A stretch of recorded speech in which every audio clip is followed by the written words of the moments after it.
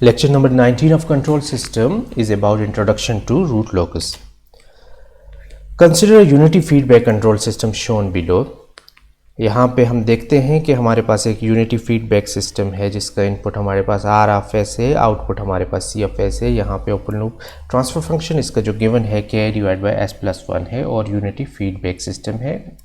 Feedback में हमारे पास आप देखिए एक यूनिटी है। इसमें the open loop transfer function G of s of the system is G of S is equal to K divide by S plus one.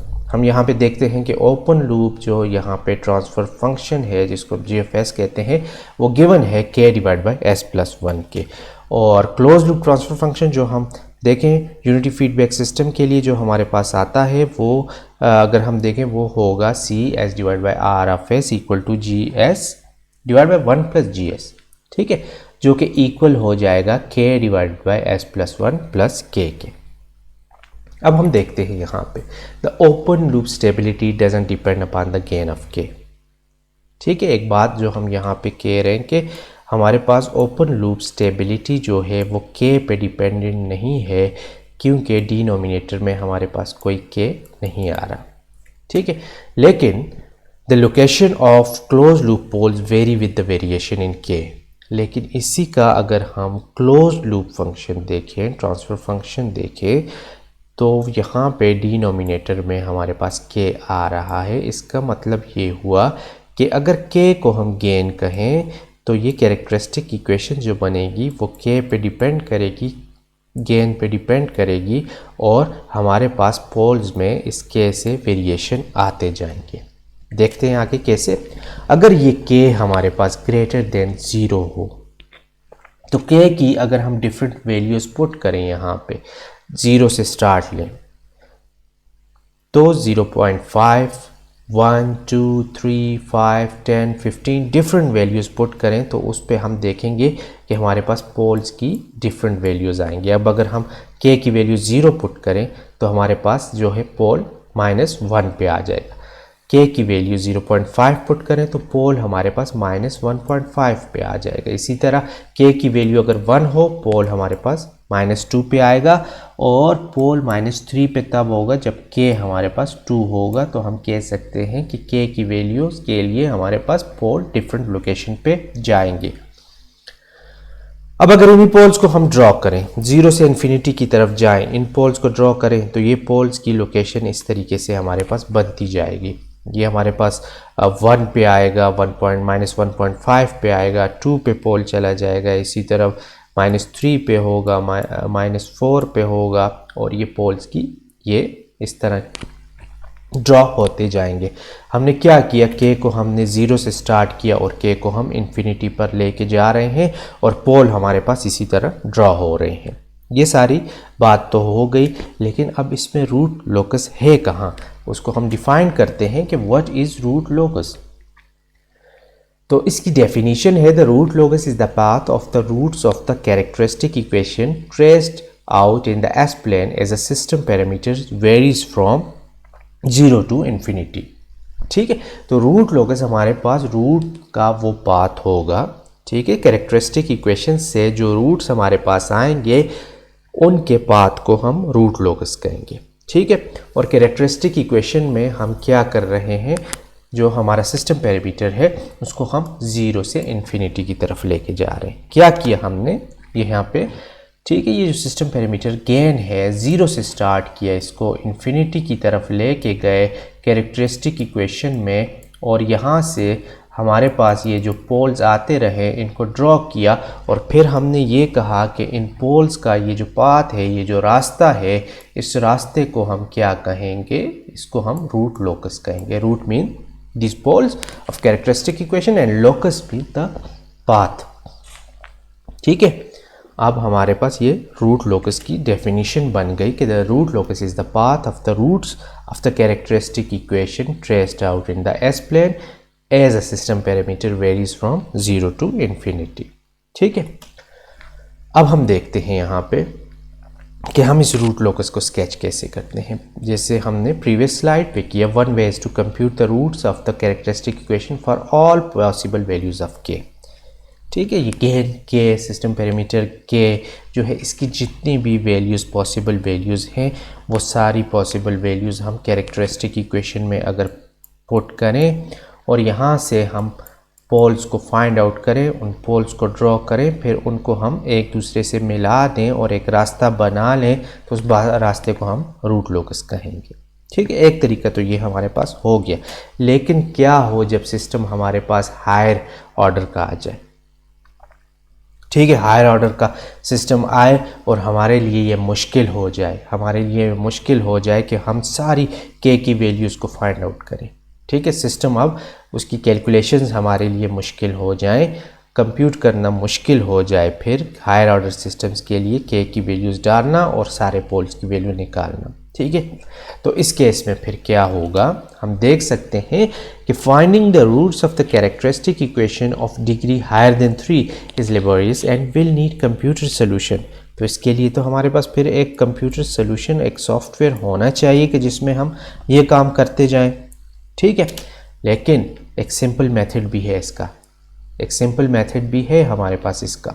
ठीक है, a simple method for finding the roots of the characteristic equation has been developed by W.R. Evans and used extensively in control engineering. अब वो simple method क्या है? This method called the root locus method is one in which roots of the characteristic equation are plotted for all values of a system parameter. तो उसको हम root locus कहेंगे। है, उसमें हमने ये कहा कि हम 0 से स्टार्ट करते हैं, इन्फिनिटी की तरफ जाते हैं और दरमियान में जो भी पोल्स हमारे पास आ रहे होते हैं उनका हम एक पाथ ड्रॉ कर लेते हैं। इस मेथड को हमने रूट लोकस मेथड कहा। और रूट लोकस है क्या? ये कैरेक्टरिस्टिक इक्वेशन की जो रूट्स हैं उनका पाथ है, हमारे पास रास्ता है उनका। ठीक है, अब देखें, the roots corresponding to a particular value of this parameter can then be located on the resulting graph. ठीक है, वो ग्राफ ड्रा हो गया, ग्राफ हमारे पास एक आ गया। फॉर एग्जांपल कोई भी हमारे पास ये फॉर एग्जांपल रूट लोकस बन गया। ठीक है, कोई भी पॉइंट हो फिर हम उसको इस पे लोकेट कर सकते हैं इस ग्राफ पे। और अगर वो इस ग्राफ पे लोकेट हो गया, हम कहेंगे कि वो जो है पॉइंट वो सिस्टम को स्टेबल बना रहा है, अनस्टेबल बना रहा है, या मार्जिनली स्टेबल बना रहा है, या वो इसका पार्ट ही नहीं है, ये फिर हम बता सकते हैं। Note that the parameter is usually the gain, but any other variable of the open loop transfer function may be used. ठीक है, नॉर्मली हमारे पास ये जो सिस्टम पैरामीटर की हम बात करते हैं ये हमारे पास गेन होता है। ठीक है, जब हम कंट्रोलर डिज़ाइन करते हैं उसमें इस वैल्यू को एडजस्ट कर रहे होते हैं। By using the root locus method, the designer can predict the effect on the location of the closed loop poles of varying the gain value or adding open loop poles and or open loop zeros. अब designer क्या है? Open loop आपके पास अगर function है, उस open loop function को आप relate कर रहे होते हो क्लोज लूप फंक्शन से, तो डिज़ाइनर क्या कर रहा होता है? ओपन लूप में आपके ज़ीरोज़ या पोल्स को ऐड या हटा के जो है वो सिस्टम को डिज़ाइन कर रहा है बाय गेन। ठीक है, वो गेन की वैल्यू इस तरह एडजस्ट करेगा कि सिस्टम आपका इस तरीके से डिज़ाइन हो, क्योंकि इससे हमें पता चल रहा है ना कि अगर पोल यहाँ पे हो तो हम कहेंगे सिस्टम अनस्टेबल है, पोल अगर यहाँ पे हो हम कहेंगे सिस्टम इज़ मार्जिनली स्टेबल, अगर ये पोल लेफ्ट हैंड साइड यहाँ पे आ जाते तो हम कहेंगे सिस्टम इज स्टेबल, अगर अनस्टेबल है तो इस पोल को हम यहाँ पे क्या इस रूट लोकस पे यहाँ पे शिफ्ट करा सकते हैं। हाँ जी, हम के की, क्योंकि ये के पे डिपेंडेंट है, गेन पे डिपेंडेंट है, गेन की ऐसी वैल्यूज़ एडजस्ट करें कि हम इसको ऐसा सिस्टम बनाएं जो कि अनस्टेबल से हम स्टेबिलिटी की तरफ जाएं। ऐसा भी हो सकता है, सिस्टम को एनालाइज भी कर सकते हैं, सिस्टम को हम डिज़ाइन भी कर सकते हैं by this technique. In constructing the root loci angle and magnitude condition are important. ठीक है, अगर हम ये रूट लोकस ड्रॉ कर रहे हैं तो एंगल, रूट लोसाई एंगल और रूट लोसाई मैग्नीट्यूड कंडीशन जो है ये हमारे लिए बहुत इंपॉर्टेंट होंगे। इसमें देखते हैं कैसे। सिस्टम हमारे पास गिवन है, सिस्टम जो है ओपन लूप उसका फंक्शन भी गिवन है, फीडबैक भी है, हम इसका क्लोज लूप ट्रांसफर फंक्शन भी फाइंड आउट कर सकते हैं। तो क्लोज लूप ट्रांसफर फंक्शन हमारे पास आ जाएगा इसका GS divide by 1 plus GS into HFS। ठीक है, अब अगर हम देखें रूट लोसाई की तरफ जाते हैं, हम उसको ड्रॉ करते हैं। The characteristic equation is obtain by setting the denominator polynomial equal to 0। तो कैरेक्टरिस्टिक इक्वेशन हम क्या करेंगे, क्लोज लूप ट्रांसफर फंक्शन के डिनोमिनेटर को इक्वल टू 0 पुट करेंगे तो हम कहेंगे this is our characteristic equation. ये सेटिस्फाई हो रही है तो हम कहेंगे our system is stable then. ठीक है, अब देखें अगर इसमें हम देखें G of S H of s जो है इस इक्वेशन से हमारे पास आ जाएगा इक्वल टू -1 के। ठीक है, ये इक्वल टू -1 के आ जाएगा, where G of S and H of S is a ratio of polynomial in S. ठीक है, since G S H of S is a complex quantity it can be split into angle and magnitude part. हमने कहा कि ये इस characteristic equation से equation हमारे पास ये बन जाती है, लेकिन जी एस एच ऑफ एस जो है ये हमारे पास एक कम्प्लेक्स क्वांटिटी है, इसमें हमारे पास मैग्नीट्यूड भी है, इसमें हमारे पास एंगल भी है, तो इसको हम स्प्लिट कर देंगे, मैग्नीट्यूड और एंगल में स्प्लिट कर देंगे। अब अगर हम देखें इसको स्प्लिट करें तो हम कहेंगे the angle of G S H of S is equal to -1। ठीक है, इसका जो एंगल है वो हमारे पास -1 आ जाएगा, या इसका एंगल जो है वो हमारे पास 180 के इक्वल आना चाहिए। ठीक है, अब पॉजिटिव नेगेटिव दोनों इसमें पॉजिटिव फीडबैक भी हो सकता है, नेगेटिव भी हो सकता है, प्लस माइनस साइन दोनों आने चाहिए। तो एंगल हमारे पास इसका 180 होना चाहिए, या हम इसको कह सकते हैं कि it should be the multiple of this thing 2k+1। ठीक है, 180 should be the multiple of this thing and this is 2k+1। या हम ये कह सकते हैं कि एंगल जो है वो ±180 हो और उसका ऑड मल्टीपल हो। अगर इसको k को हम 1 2 3 पुट करते जाएं तो ये हम देखेंगे कि 180 जो है इसका ऑड मल्टीपल बनता जाता है। अब अगर हम मैग्नीट्यूड की बात करें तो जी एस एच ऑफ एस का जो मैग्नीट्यूड इक्वल टू 1 है, इसका अगर हम मैग्नीट्यूड लें तो इक्वल टू 1 आना चाहिए। तो एंगल ये हो और मैग्नीट्यूड ये हो, ये दोनों चीज़ें अगर सेटिस्फाई हो तो तब हम कहेंगे कि हमारे पास पॉइंट जो है वो रूट लोकस पे है। जैसे कि कंडीशन हमारे पास आ गई, पहली कंडीशन हमारे पास एंगल कंडीशन है, ये सेटिस्फाई करानी है। दूसरी कंडीशन मैग्नीट्यूड कंडीशन है, वो सेटिस्फाई करानी है। ये दोनों हमने प्रीवियस स्लाइड में देख ली। अब अगर हम देखें द वैल्यू ऑफ एस, ठीक है, वैल्यू ऑफ एस, एस की जो भी वैल्यू हो that fulfill both the angle and magnitude condition are the roots of the characteristic equation are the close loop poles. ठीक है, अब अगर ये एंगल कंडीशन भी फुलफिल हो रही है और अगर ये मैग्नीट्यूड कंडीशन भी फुलफिल हो रही है तो हम कहेंगे रूट्स, तो पॉइंट अगर कोई भी हो एस की कोई भी वैल्यू हो तो हम कहेंगे कि ये फुलफिल करने वाली कंडीशन जो है ये फिर हमें एस जो है वो roots of the characteristic equation होगा। ठीक है, या ये हमारे पास क्लोज लूप का पोल होगा अगर कोई भी वैल्यू एस की इसको फुलफिल कर रही है तो। ठीक है, और अगर सिर्फ हम कहें कि एंगल कंडीशन फुलफिल हो रही है तब क्या होगा, locus of the point in the complex plane satisfying the angle condition alone is the root locus. ठीक है, तो वो फिर हमारे पास सिर्फ लोकस होगा, सिर्फ वो रास्ता होगा। ठीक है, हम उसको फिर वो क्लोज लूप पोल नहीं कहेंगे, हम उसको रूट नहीं कहेंगे। अब जैसे यहाँ पे है, ये हमारे पास फॉर एग्जांपल रूट लोकस है, तो एंगल और मैग्नीट्यूड दोनों कंडीशन फुलफिल हो रही हैं किसी एस की वैल्यू की, तो हम कहेंगे वो इसका रूट है। ठीक है, वो क्या है, रूट है। अगर कोई पॉइंट है वो सिर्फ एंगल को सेटिस्फाई करेगा तो हम कहेंगे कि वो पॉइंट जो है वो सिर्फ लोकस है, वो रूट नहीं है, इसका वो रास्ता है। ठीक है, एग्जैक्ट वो पॉइंट पोल नहीं है वहाँ पे। ठीक है, अगर एंगल को सिर्फ फुलफिल करता है, अगर वो दोनों कंडीशन मैग्नीट्यूड और एंगल दोनों को फुलफिल करता है तो हम कहेंगे कि वो उस कैरेक्टरिस्टिक इक्वेशन का रूट है, या क्लोज लूप का पोल है यहाँ पे हमारे पास। ठीक है, अब देखें to apply angle and magnitude condition graphically we must first draw the poles and zero of G of S H of S in S plane. ठीक है, ग्राफिकली अगर हम करें तो पहले हम पोल्स और जीरोस को ड्रॉ करते हैं। जैसे यहाँ पे अब हमारे पास जी ऑफ एस और एच ऑफ एस गिवन है जो कि इक्वल है s+1 divide by s into s+3 into s+4 के। ठीक है, एक ज़ीरो हमारे पास इसमें आ रहा है, ज़ीरो कहाँ पे है, -1 पे पोल हमारे पास 3 बन रहा है, एक 0 पे बन रहा है, एक -3 पे बन रहा है और एक -4 पे बन रहा है। ठीक है, ये हो गया हमारे पास। इस इक्वेशन के लिए एक 0 आ गया, 3 हमारे पास इसमें पोल्स बन गए। अब कोई पॉइंट हम ले लेते हैं, कोई भी पॉइंट, और चेक करते हैं कि क्या वो उसका लोकस है या कि उसका रूट है। तो वो पॉइंट हम ले लेते हैं। तो पॉइंट को हम देखते हैं कि हर जो हमारे पास पोल है या 0 है उससे उसका एंगल क्या बन रहा है।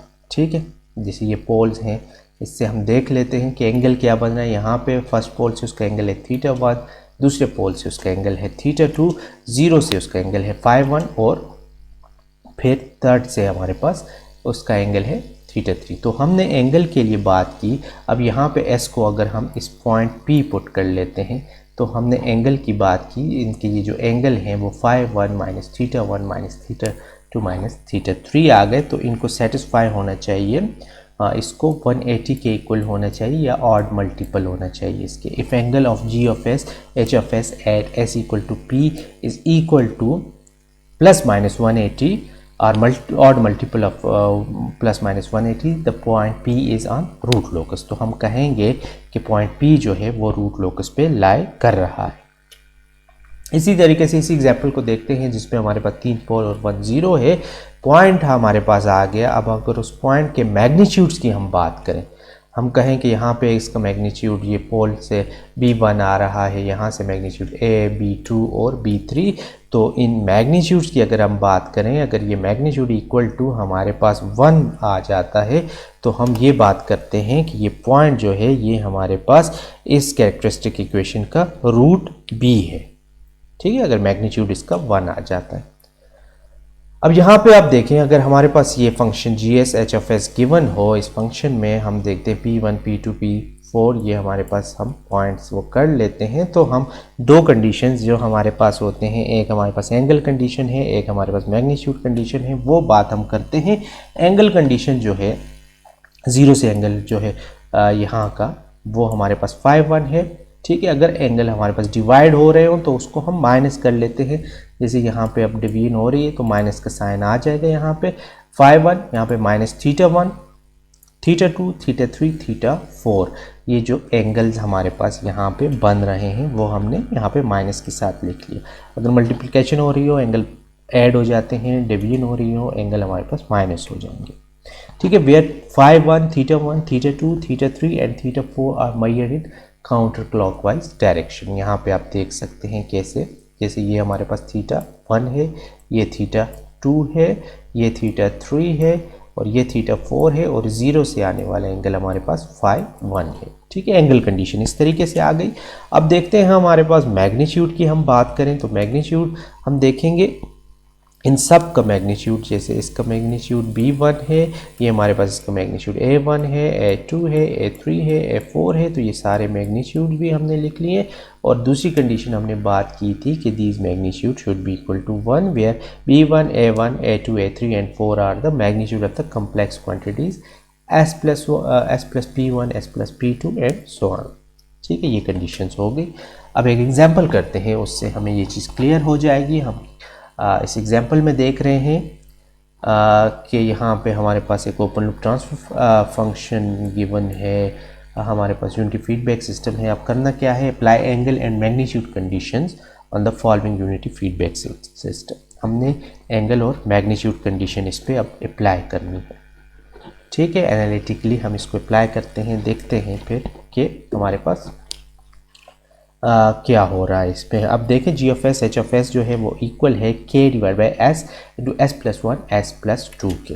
ठीक है, अब हम यहाँ पे देखेंगे for the given system the angle condition become this. ठीक है, ये हमारे पास अब इसमें एंगल कंडीशन बन गई।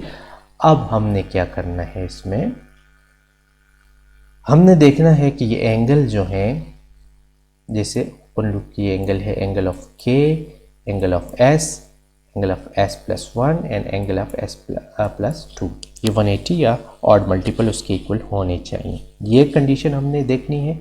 दूसरा ये देखें, हमने देखा ना कि ये हमारे पास 180 के इक्वल या इसके ऑड मल्टीपल के इक्वल होने चाहिए। यहाँ पे डिवीजन अगर हो तो हम माइनस का साइन लगा देंगे।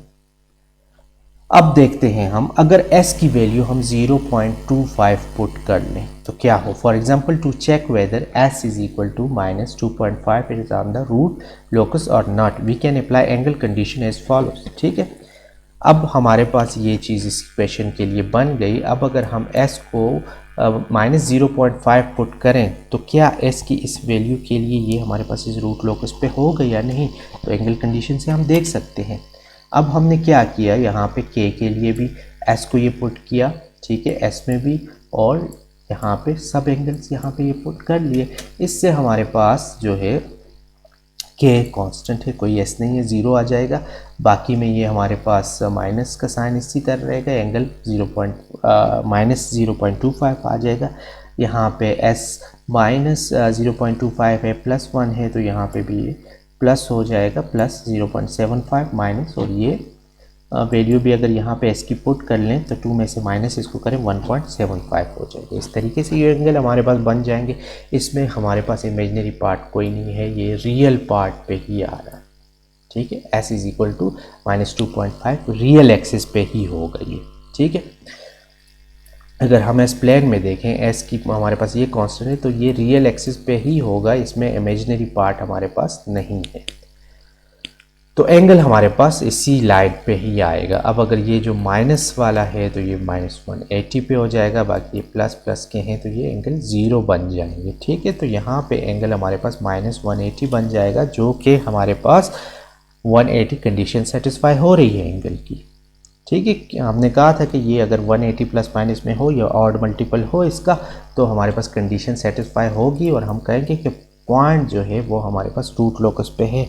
अब ये तो हमें पता चल गया कि s अगर हमारे पास -0.25 है तो वो पॉइंट हमारे पास रूट लोकस पे मौजूद है, वो हमारे पास रूट लोकस उसका लोकस है, ये पॉइंट लोकस है। लेकिन ये हमें नहीं पता कि अब ये हमारे पास रूट भी है या नहीं, उसके लिए दूसरी कंडीशन हमारे पास सेटिस्फाई होनी चाहिए। अब देखें यहाँ पे, अब दूसरी कंडीशन के लिए हम देखते हैं कि हमारे पास ये इक्वल टू 1 होना चाहिए। ठीक है, अब अगर ये इक्वल टू 1 हो इसका मैग्नीट्यूड, तो यहाँ पे हमारे पास अननोन वैल्यू आ रही है k क्या होगा कि हमारे पास ये इक्वल टू 1 हो, तो यहाँ से हम फिर k फाइंड आउट कर सकते हैं मैग्नीट्यूड कंडीशन में।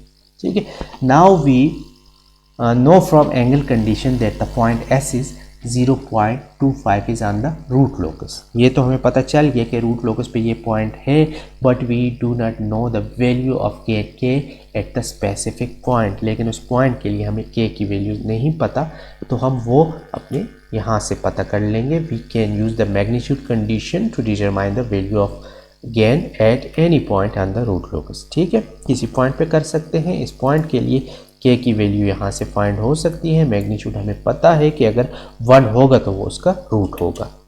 ठीक है, ये वैल्यूज़ हम पुट कर लेंगे, s की इसमें पुट कर लेंगे वैल्यू, -0.25 जो वैल्यू है वो इसमें पुट कर लेंगे, और यहाँ से k की वैल्यू को फाइंड आउट करेंगे, इसको सॉल्व करेंगे। सोल्यूशन हमारे पास इस तरीके से इसका बनता जाएगा, -0.25 इसी तरीके से आ गया, 1 में से माइनस हो गया तो ये हमारे पास 0.75 हो गया, 2 में से माइनस हो गया तो 1.75। आगे फर्दर इसको हम कैलकुलेट करें तो k हमारे पास आ जाएगा डिवाइड बाय -0.3285 इक्वल टू 1, इसका मॉड आ जाएगा।